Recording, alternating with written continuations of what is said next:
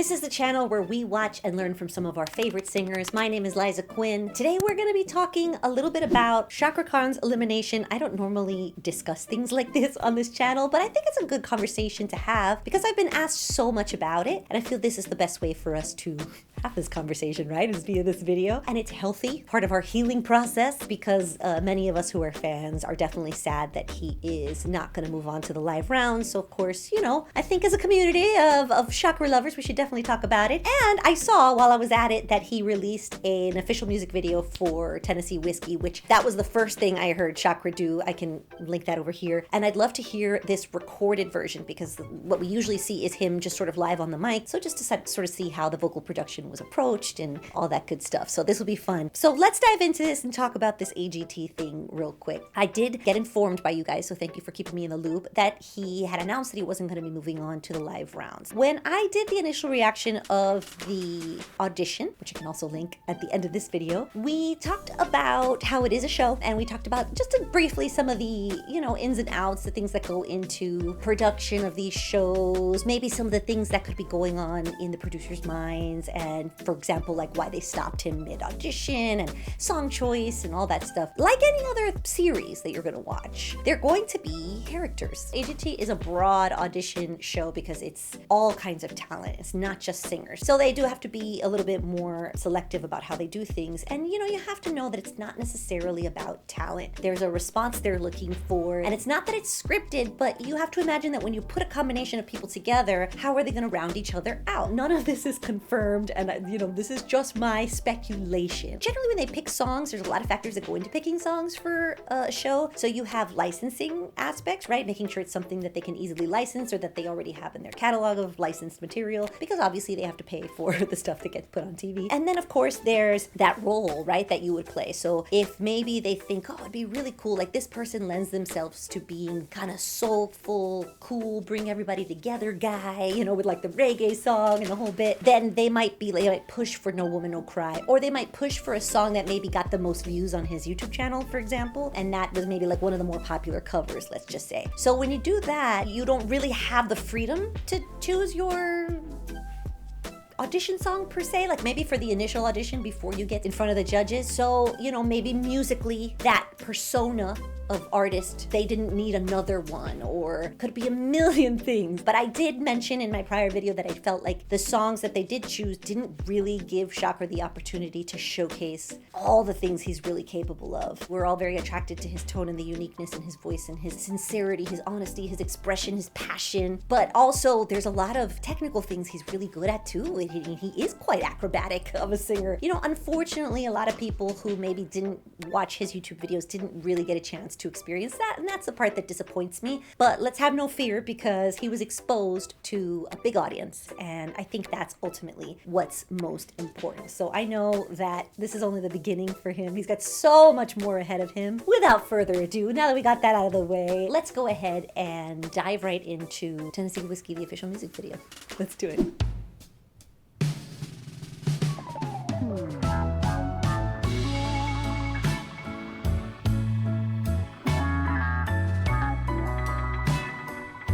I love this song.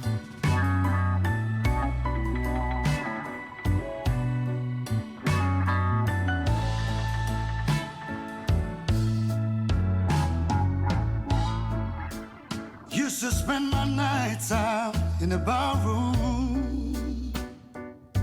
I love it so much. Liquor was the only love I known.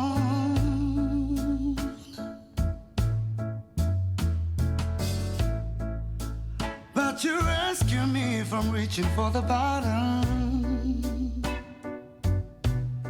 and brought me back from being too far gone. You're as smooth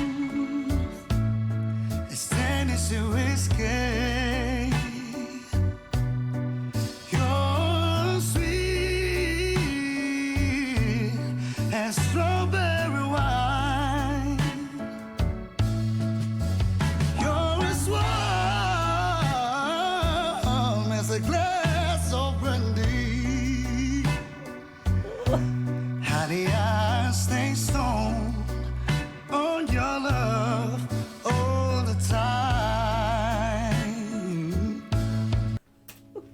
It's exactly as I expected. Wonderful. Just as wonderful as the first time I heard it. All those great little nuances, the air that he lets go, that little run when he does the...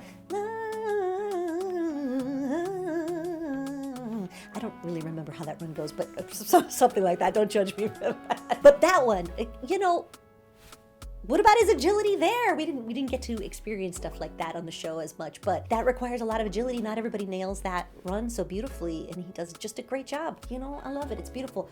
On the microphone, the presence on his voice is just sounding so good in my in-ears right now. Let's back it up a hair.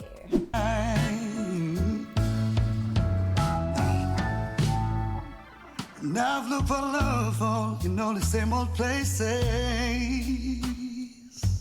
Woo, just the feel. Find a better bowl, but always dry.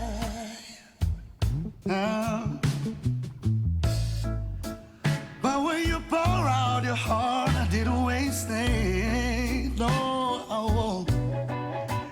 'Cause there's nothing like your love to get me high.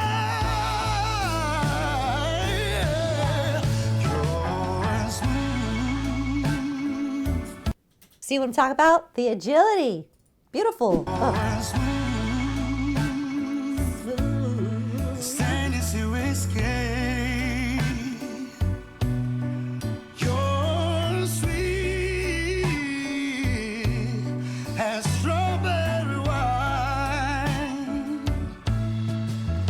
You're as warm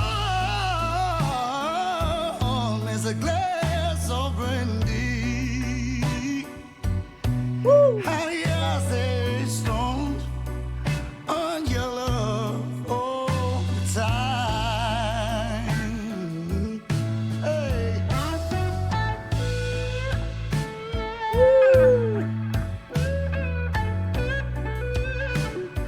I love these behind the scenes moments because I never get to kind of see him in that process, you know? Really cool. Real quick, I'm gonna back up the solo, of course, but to see who's playing, can't find it. Oh no, maybe it doesn't, I'm just overlooking it. If you could tell me who's playing this guitar solo, I'd love to know.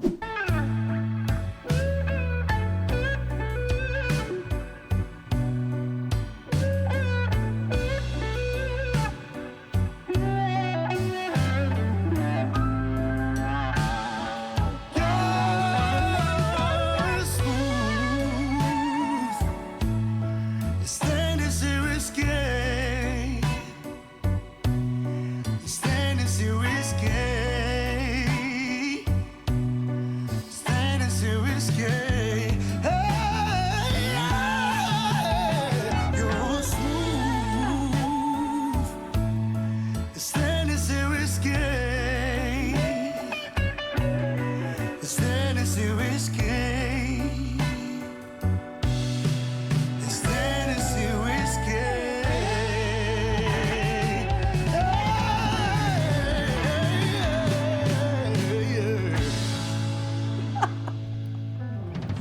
I love his low end there. Beautiful. So dope. I love getting to see him also in, not just in the setting, but in a higher quality video, because we're usually seeing him like, you know, in the home studio. And so this is really great. At Abbey Road Studios, which I absolutely love. That makes it extra special. I don't know if they got the instrumental from somewhere, if they recreated it or what, but sounds great. Love the guitar part. Love his vocal just solo right in the front. But again, that ad lib at the end, hey, that's where we really get to experience Cakra doing what he does best. And above all, I need to mention that one of my favorite things about watching him perform is the smile. Let's look at it real quick. This is what I'm talking about. He's always smiling because he genuinely loves to sing and genuinely loves music. And you could just tell. I don't know him personally, but it just jumps out of the screen, his passion and his love for it. And that is really, I think, what just one of the many qualities that attracts us so much and just makes him so extra special.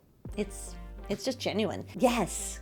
Huge takeaways. My God, picking the right song. He knows what he's good at, you know? And I wish they would have just let him do his thing. Other takeaways, putting your heart and soul into it. Other takeaway is, you know, the raspy voice thing. Sure, there were elements that affect it, but judging by his stamina and his technique, I think he's doing just fine. Thank you guys so much for hanging out with me. I appreciate this so much. I'm glad we got to revisit this song and revisit Cakra, and I really do. Cakra, if you happen to watch this, I don't know if you ever will, but we wish you all the very best and we're rooting for you. Okay, take care, guys. I look forward to seeing you in the next one.